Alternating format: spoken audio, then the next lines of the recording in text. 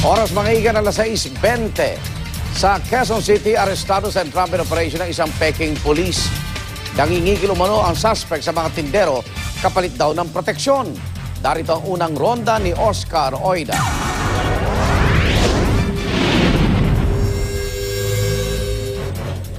Sa ID at tabas pa lamang ng buhok, pulis na.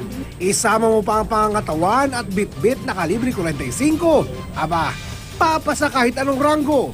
Kaya naman ilan din ang napapaniwala ni Mark Verbo Pascual alias SPO3 Michael Tungkol Pascual na siya ay isang tunay na pulis. Isa na dito ang cellphone vendor na si Gabriel Zalong. Mahigit isang buwan na raw nakalilipas nang magpakilala sa kanya si Pascual bilang alagad ng batas. Nagpakilala siya. Tapos apilitan na humingi sa akin ng isang cellphone. Nakapalit daw ng proteksyon ko kapag may huli daw. Siya na lang daw tatawagan ko.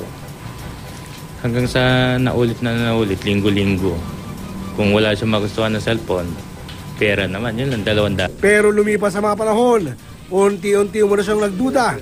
Sa kanyang pagsisiyasat, nabuking niya ang SPO3 Pascual na umuorbit sa kanya.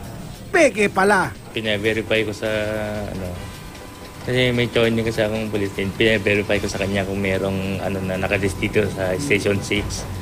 Sabi niya wala daw Pascual. Yun, naglakas loob na ako na pumunta na ako dito, nag-report na ako. Dito na nagpasyang humingi ng saklolo sa mga tunay na pulis ang biktima. At kahapon, isang entrapment operation ang ikinasa na ikinadakip na nga ng Peking police. Hawak pa nga raw nito ang cellphone na in-extort mula sa biktima ng damputin ng mga pulis. Pero paliwanag na suspect, ang kaibigan lang po siya. pero pusa ba niya binibigay yun?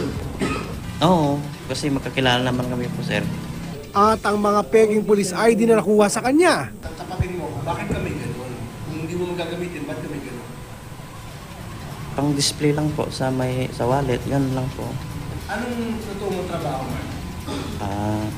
Noon po, nag-guardia po ako, pero nag-a-apply na naman ako. Ngayon, anong trabaho mo? Guardia pa rin po.